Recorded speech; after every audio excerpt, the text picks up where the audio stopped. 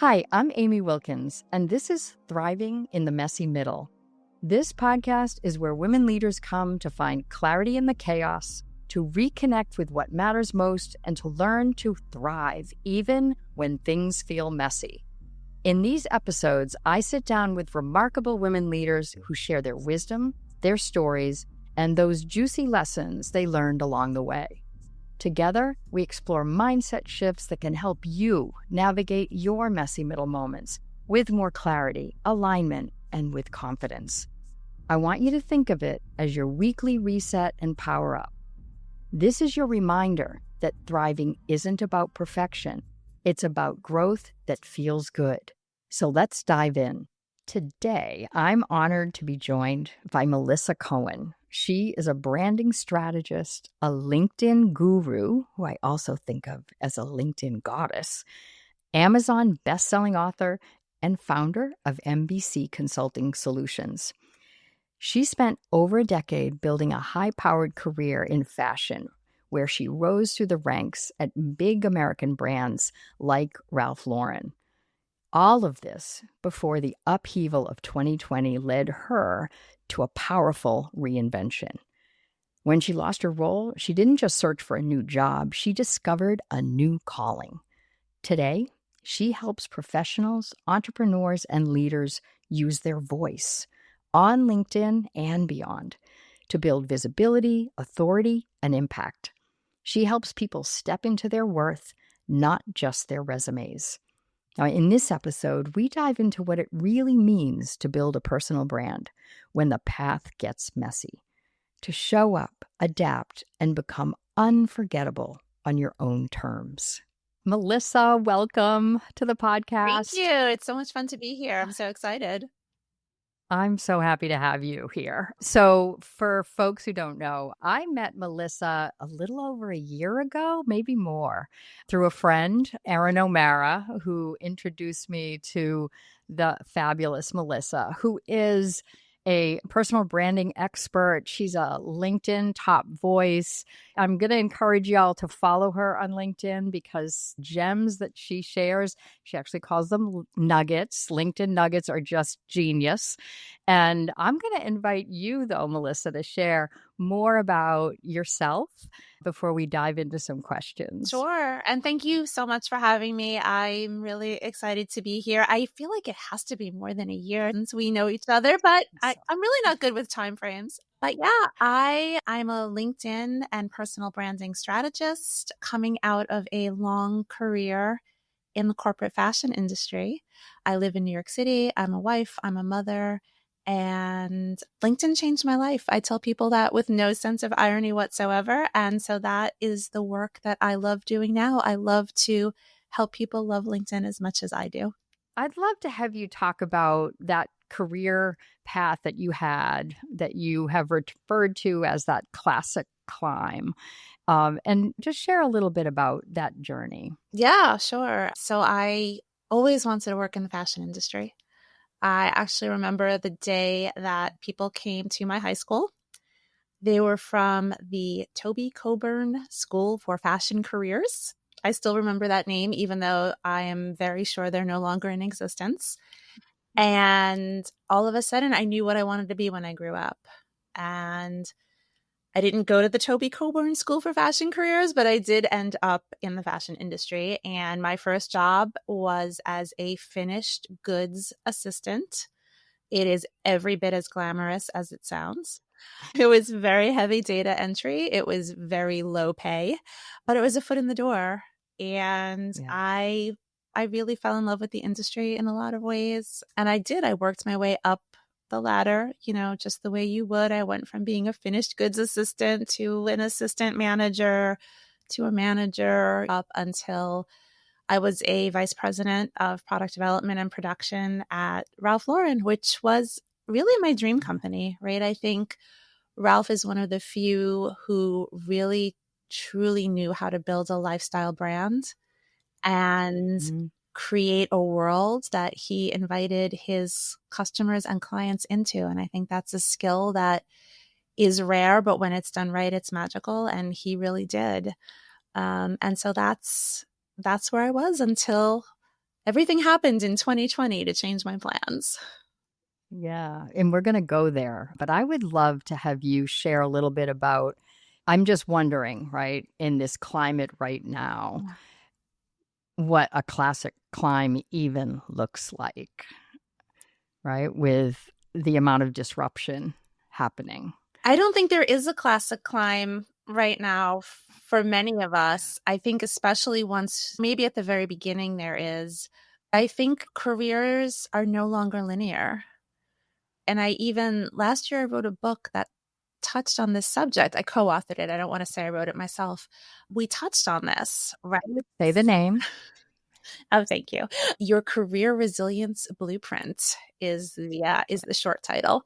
And Yeah. we talked about, that those straight traditional linear career paths are really harder to come by, right? There's no longer a lot of those days where you work for 40 years for the same organization and you retire with a party and a pension, right? It just doesn't really happen anymore. So there's a lot of lateral moves. There's a lot of pivots. There's a lot of changing industries or changing what you do. And there's a lot of change maybe from corporate to entrepreneurship. That's right. Yeah, absolutely. So those are those times that I call the messy middle, right? All of those times that those kinds of pivots or transitions happen, and whether they happen by choice or not, it doesn't really matter. I'd love for you to talk about, though, that time in 2020 when that pivot became real for you. That time. Yeah, 2020. And I think everybody knows what was going on in 2020. And I lost my job, right? I was laid off. And the pandemic was a horrible time for everyone. It was especially interesting here where I live in New York City. We had really severe lockdowns and every industry was impacted by COVID. The fashion industry was hit really hard because who was going to buy clothes in 2020? Nobody was going anywhere. There was no need to buy any clothes unless you didn't have a lot of yoga pants. Maybe you needed some nice, comfortable, stretchy pants for all your Zoom calls. It was the second time in my career I'd ever been laid off. I had been laid off once before, and I was out of work that first time for a grand total of about 3 months. It was a very short time. And I had never really experienced the loss of a job in a really difficult time. And also, I had been with my employer, I had been with Ralph for over 11 years. And so much of my self-identity and self-worth was tied up in who I worked for and what my title was. And that's what made it especially challenging. Yeah, that's something that I'm sure so many people can relate to. And I think it even impacts when they're thinking about what do I do next? They're looking for that next place that continues to validate, whether it's the title or the place, that brand that they feel like is going to help personify who they are. So I wonder if you could share when you were having that experience of out of Ralph Lauren, what am I going to do now? So I sort of knew that the way I'd always found another opportunity in the past maybe wasn't going to work, right? Which was through my network. I think in my entire career, there were probably one or two instances where I got a job through a recruiter, right? It was always through somebody that I knew. But everyone that I knew was in the same situation that I was. Either they had been laid off, or they were worried about being laid off, or they just laid off half their team. And so I knew that that traditional route was probably not going to work. And so I decided that it probably would have been in my best interest to go check out that thing that I had joined many years prior called LinkedIn. And I actually went back and looked, like, when did I join this platform? And I joined in March of 2008. And I know exactly. Like so many, I think that was a big year for a lot of people. Yeah. Yes, it sure was. So you know exactly Yeah. why. A global financial crisis. Yeah. But I never did anything with my LinkedIn profile. I had a very bare bones profile. If somebody reached out to send me a connection request, I probably accepted if I knew who they were. And if I didn't know who they were, they probably weren't reaching out to connect with me because really I wasn't active on the platform. And so 2020 was the first time that I got serious about what the platform could potentially do for me. And so I started to, make sure my profile looked pretty well filled out and was robust. I started to have conversations with people on the platform. But what really surprised me was how different it was from what I remembered, right? I remembered that old LinkedIn of the past where you went to say, help, I need a job.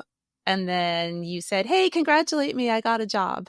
And that's about it, right? That's all you did. I was shocked at how many people were having conversations there and that people were generally nice and supportive and kind and interested in the conversations that were happening. And I remember the first post that I made on LinkedIn, it was really bad. It was a terrible post. It is everything that I would tell a client, like, no, do not post that.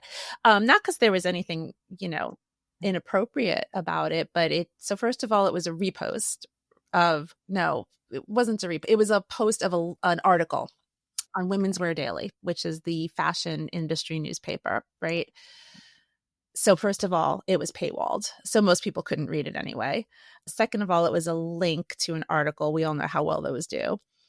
And third, I didn't really say anything. I just was, oh, this is interesting. I didn't give my own point of view. I didn't give my own opinions. But nobody was mean to me. Nobody told me that I should leave. Nobody told me I didn't know what I was doing. A few people actually engaged with it. And that gave me confidence that I could continue to share my thoughts there, or actually maybe start sharing my thoughts there. Yeah. And it just grew into an amazing experience, amazing community. I've met so many people. Everything good that has happened to me in the last 5 years has happened to me because I decided to be visible there and to keep showing up there on a regular basis. I love that. I love that. So when did you realize that you actually had an opportunity for a business around this? When people started asking me to show them how I did what I did. And I didn't even know what they were talking about. I was like, what do you mean? What do you mean what I did?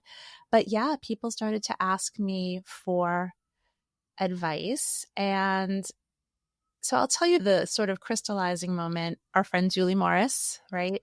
Yes, I do. So Yeah. Julie reached out to me one day on a LinkedIn DM.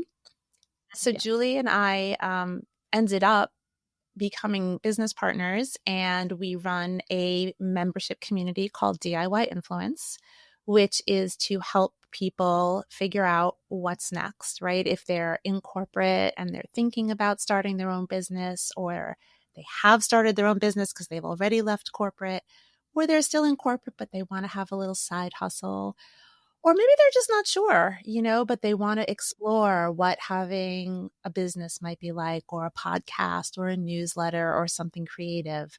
We really try to support people in those endeavors. And so I met Julie because she sent me a DM on LinkedIn. And she said, would you be interested in being on my podcast? And this is how naive and not experienced in all of this I was. I said, yes, sure, I'd love to be. But just so you know, I was on a podcast last week. Is that okay? Love that. And That's you great. know Julie. So in typical Julie fashion, she was like, girl, you be on as many podcasts as you can be. Like, do not worry. That is fine. And so That's we great. had a conversation much like this, and we really hit it off. And she saw in me what I didn't see in myself. She said to me, Melissa, you have a real gift for building community, for bringing people together, and for understanding branding, right? For understanding what a personal brand is and how to help people show up. And so she really had a huge impact on my decision to do this work. Yeah. Yeah. And that community is remarkable. So we'll make sure that we put information about that in the show notes, because there could be people here who are definitely in that phase. That's a wide swath, right, of people who are in any area of that discovery phase. I have so many people that I work with who struggle with this personal branding, right? They struggle with, how to get started, how to find their voice on LinkedIn. Like there's almost a fear about it, and which I can relate to. Right. I was never there. That's why you and I worked together. I was like, okay, you got to help me get moving here. And I would love for you to share a little bit about how do they get going? How do they get started to build their own brand voice? I think the key to it really is just get started, right? We can make a million excuses as to why it's not the right time. It will never be the perfect time. If you're waiting for a new job to come along, if you're waiting until your child starts a certain grade in school, if you're waiting for a certain client to finish up work with you, if you're waiting for your new hairdo, whatever it is, right? Yeah. There's always going to be an excuse.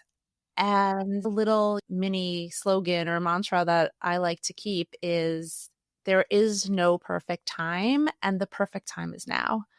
Right. So know that it's not going to be perfect out of the gate, and that's okay. We all evolve as people. We all evolve in our careers, in our journeys, and our brands are going to evolve with us. That doesn't mean that they should change 180 degrees, right? Because I think we've all seen some of that where suddenly somebody shows up in a way that's quite jarring and quite not what we're expecting, but we're going to evolve, right? My LinkedIn profile is not the same as it was 2 years ago. I update my profile. I update my about section. I change little things here and there all the time because we're always growing and evolving. So don't think it has to be perfect. And also know that, so there's something called the spotlight effect, right? It's like this psychological phenomenon where we think everybody is so aware of these huge flaws that we have. Nobody is noticing, right? So we know there's a little stain on our shirt from our lunch and we think everybody's staring at it and we're so embarrassed about it. We're trying to cover it up and nobody's noticing because they're all worried about all the things that are wrong with them. They're worried about, oh, I have acne on my face today, or my hair is messy today, or I don't like what I literally remember going to work, I kid you not, with 2 different shoes on. I've done right? We've all done ridiculous things like that. And I would point it out to people. They're like, oh, I didn't even notice. That's so funny. Right? You're wearing a red flat and a blue heel. Yes, people are going to notice. It was one of those days I got dressed in the half dark and the shoes were very similar. And nobody noticed. Right? So people are not looking for the mistakes. They're not looking for the flaws. So I really think it's just about that mindset of understanding what building your own brand can do for you. And trust me, it can really do a lot. So you said something earlier about commenting on others' posts, right? Because that can be a way to get started. Oh, right? absolutely. Like for people that are struggling with how do I do this, and with some point of view, to your earlier point, do you have other small tips like that? That if somebody needs to, I gotta just dip my toe, but I don't want to waste my time dipping my toe, right? Because there can be that. So what would you say? So commenting without question, right? Even if you're well along in your journey, don't give up commenting because if Dan Roth got a royalty for every time I said this, I'd owe him a lot of money. So I attended a webinar that Dan Roth spoke at. And Dan Roth is the editor-in-chief and VP of product for LinkedIn. And he was talking about content creation. And he said something that I have not forgotten. It has to be at least 3 years ago at this point. And he said, content is king, but comments are the keys to the kingdom. And I was like, huh. And he's right. Because those comments are where you can have little mini one-on-one conversations with people. So like you were talking about my nuggets post, right? That's one of my favorite posts. One, because you guys pretty much write it for me, but also because there's so many little conversations happening, right? Because I'll ask people which nugget resonated the most with you this week, right? And a lot of them will answer that question. And then other people That's will right. weigh in on it. Oh, that's my favorite too. Oh, I like this one. Or, they'll start having these little mini conversations, not just with me, but with each other. And I love Yeah. that. So tell folks what that is, because people don't know what LinkedIn Nuggets. Can you share your vision there? Sure. So LinkedIn Nuggets is a post that I do every Friday. And throughout the week, when I see something that somebody said on LinkedIn, it can be in their post, it can be a comment. If it really strikes a chord with me and sticks with me, I will take out my phone and copy and paste it into my notes app. And when I have 6 of them, that is my 6 pack of nuggets for the week. And so every Friday, I share those 6 nuggets with my LinkedIn audience, and I'll ask people which nugget resonated the most with you. And a lot of times people say they can't choose, which is cool. Sometimes people will pick 2 or 3. Sometimes people will have a definite favorite. And then I do a fun image with it every week. So it started out that I would do these pictures that my daughter had taken at this interactive Alice in Wonderland art exhibit. And they were very Oh cool. my Yeah. God. I went to that. Wonderland Dreams, right? Yes. It Yeah. was, With my daughter.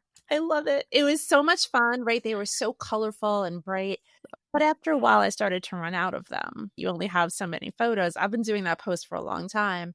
And so I'm not a huge AI user. I'm one of those people that I like it and I hate it at the same time.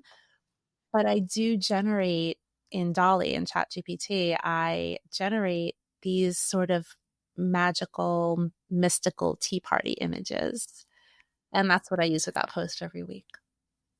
I love that. I love it. And I can say that I have had the pleasure of showing Yeah. up in your nuggets every once in a while. And it's every time that happens, I'm like, oh my goodness, I feel very special. I'm just going to say, Melissa, people feel very special when you choose them. It's really, yeah, yeah, it's so true. So what what would you say? Because you just brought up AI, and I do think that it's a big player right now, obviously in content Mhm. creation. What would you say about that as it relates to personal branding and the way in which somebody uses it to support what they're doing without losing voice? Be careful, honestly, is what I would say. Your voice is one of the most precious assets that you have. So be really careful who and what you trust it with. And, I think we've all seen those posts where you just kind of shake your head because that was just copy and pasted right out of ChatGPT, right? It's really Yeah. obvious. And I have seen the same sort of content posted almost verbatim by different people. And that just doesn't feel authentic, right? I love to write. And so I don't really use ChatGPT very much. Where I might use it is I do have this odd tendency to use the same word a lot. And when I go back and read what I've written, I say, oh, well, I use that word 6 times in my post. Yeah. So I might Yeah. say, hey, how could I rephrase this word instead? I Yeah. think you should use it as a tool, but it shouldn't be a Yeah. replacement for you. And I will say I get a lot of DMs of people offering, their AI services for not only content creation, but commenting.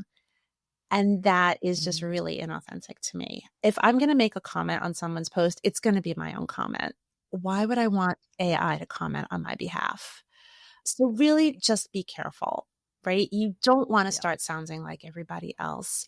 And you don't Yeah. want to outsource your voice to a chatbot unfettered and unchecked.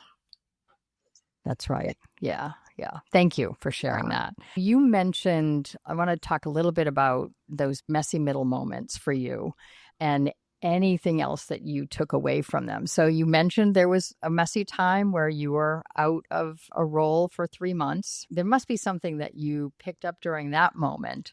And then anything else that you can see that you learned or picked up during the one in 2020.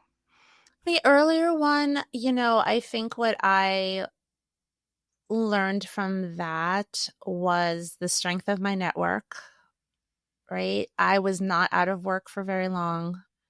And the way I got my role was through a personal referral, actually from one of my vendors at the organization that I was laid off from. They enjoyed working with me. They appreciated my work ethic. They appreciated my honesty, right? The role that I had, I was in manufacturing and sourcing. And so I was sort of the liaison between a lot of different parties, including the overseas vendors. And I truly viewed our vendors as partners, right? They weren't somebody to tell what to do and, squeeze as hard as I could, right? It was a partnership, because if you don't treat your vendors as partners, you're not going to get the best results. You're just not. Right.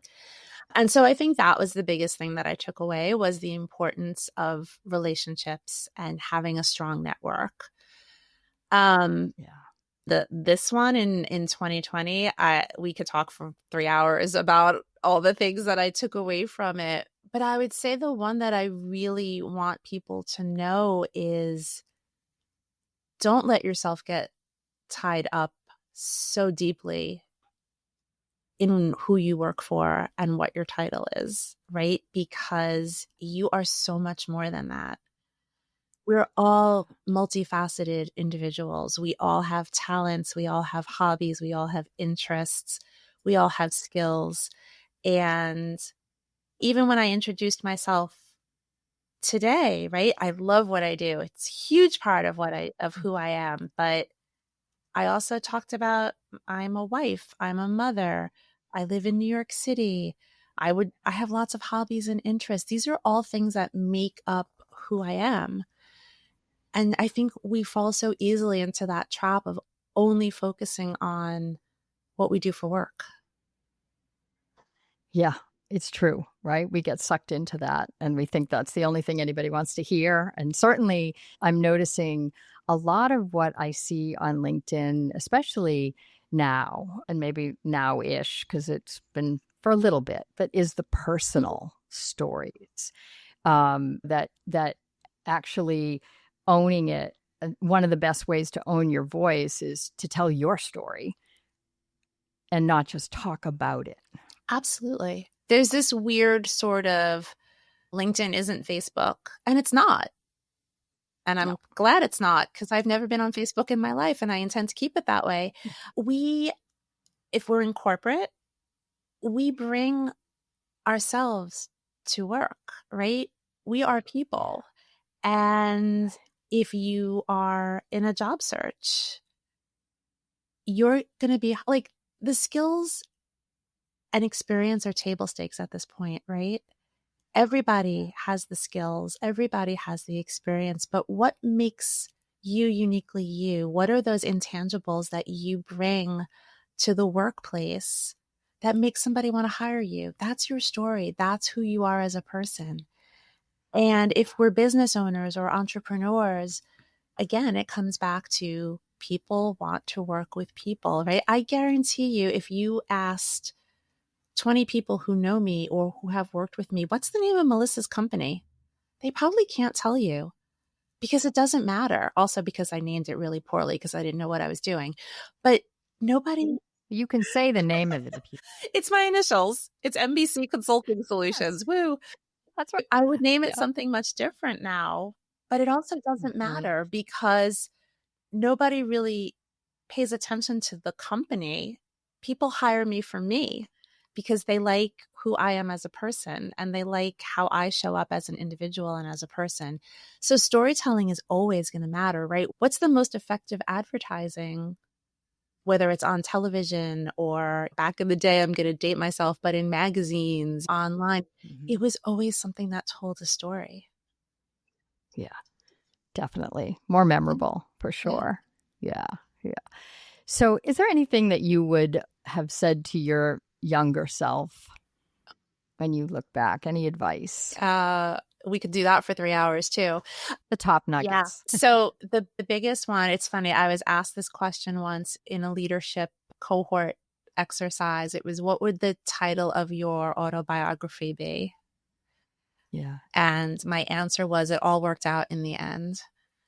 And so that is what I would tell my younger self. Like, you do not have to have it all figured out so early on. You are going to change. You are going to pivot. What you think, is so important right now in your 20s is not going to be the slightest bit important, even in your 30s, much less after that.